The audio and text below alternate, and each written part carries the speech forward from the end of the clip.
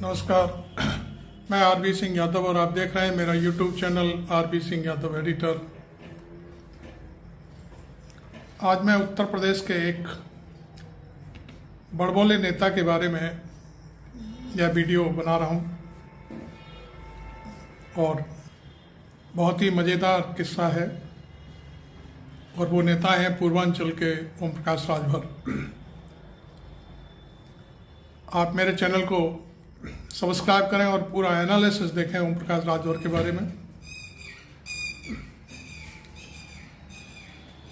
असलियत क्या है, कैसे है, क्यों ये मुझे वीडियो बनाने आना पड़ा, वो मैं आपको काफ़ी अच्छे से समझाने की कोशिश करूँगा। और आप मेरी पत्रकारिता को पसंद करते हैं नहीं करते हैं, ये आप मेरे वीडियो के कमेंट बॉक्स में जाकर के लिख सकते हैं, कुछ भी बोल सकते हैं और राजभर के ऊपर भी कुछ भी लिख सकते हैं। तो असली बात क्या है कि राजभर का एक बयान इस समय वायरल हो रहा है और वो बयान जिस तेजी के साथ वायरल हो रहा है, सारे यूट्यूबर उस पर काम कर रहे हैं, लेकिन गोदी मीडिया उनके इस बयान पर चुप है, एक लाइन भी कहने को तैयार नहीं है। तो फिर हम लोगों का दायित्व बनता है कि हम ये सारी चीज़ें बताएं। क्या ओम प्रकाश राजभर योगी आदित्यनाथ जो चीफ मिनिस्टर हैं यूपी के, उनके लिए सिरदर्द बनने जा रहे हैं? उन्होंने अभी जो घोसी लोकसभा सीट है उस पर एक कार्यकर्ता कोई सम्मेलन था, क्या था, वहाँ भाषण दे रहे थे।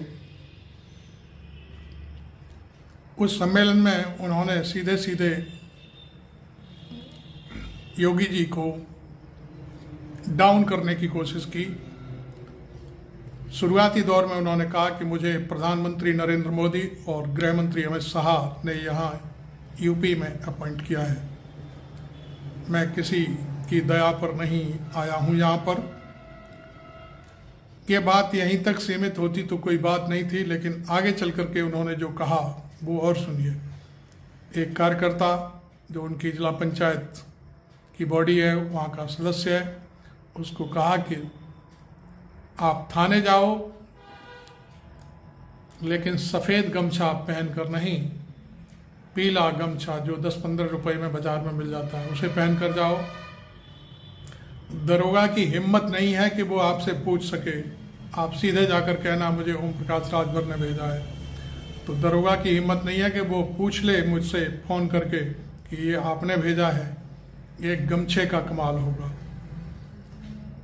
आप जानते हैं पीला गमछा ओम प्रकाश राजभर की पार्टी का कलर है और जब भी वो कोई कार्यक्रम करते हैं खुद भी पीले रंग का गमछा गले में डालकर रहते हैं।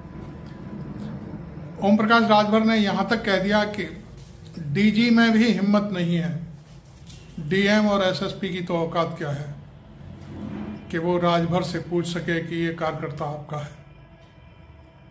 उन्होंने कहा कि ये गमछे का कमाल है। तो ये सारी चीज़ें आपने देखी और मैं अब आपको ये बताने की कोशिश कर रहा हूं कि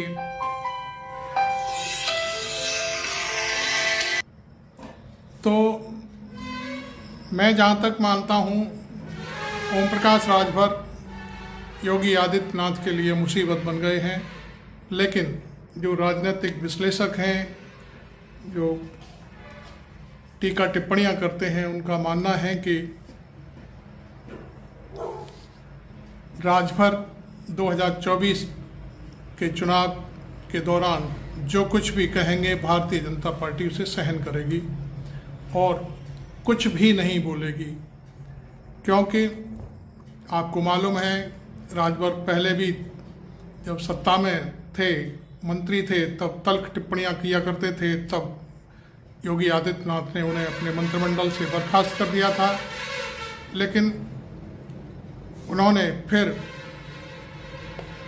एक बार अपनी तिकड़ी लड़ाई और फिर से सत्ता में शामिल हो गए। लोकसभा चुनाव के लिए उन्हें घोषित सीट मिली हुई है उनके कोटे में। उन्होंने पूरे परिवारवाद को दमखम से चलाने के लिए अपने बेटे को घोसी का लोकसभा प्रत्याशी भी घोषित कर दिया है। अब सवाल उठता है कि जो नरेंद्र मोदी बार बार कहते हैं परिवारवाद परिवारवाद, अब यहाँ शायद ओम प्रकाश राजभर ने, खुद पार्टी के अध्यक्ष हैं, खुद यूपी में मिनिस्टर हैं और अपने बेटे को लोकसभा का प्रत्याशी बना दिया है। क्या उन्हें लगता है कि उनकी जो भाषण की शैली है राजभर पर लागू होगी कि नहीं होगी?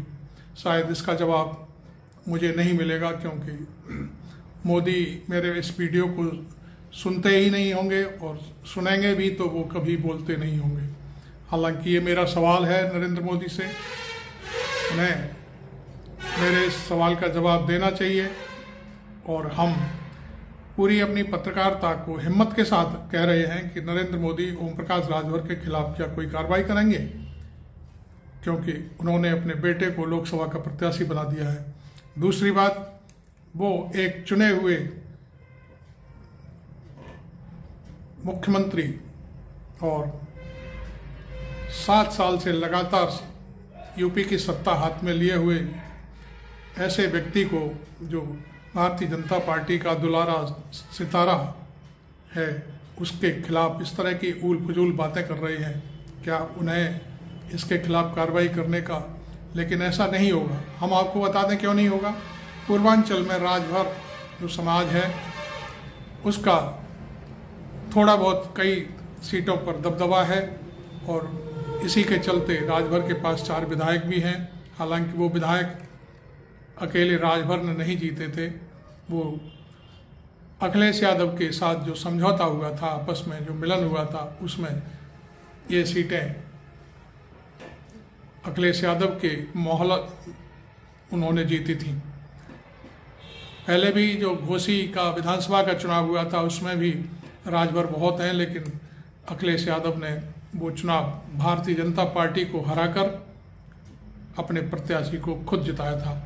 तो कुल मिलाकर के ये है कि राजभर की ऐसी तो वहाँ कोई औकात नहीं है कि उनके बगैर भारतीय जनता पार्टी का काम नहीं चल रहा हो। लेकिन भारतीय जनता पार्टी राजभर के तले दबी हुई है और वो उस तरह की जो हरकतें वो कर रहे हैं कि दरोगा की औकात नहीं है, डीएम एसएसपी की औकात नहीं है।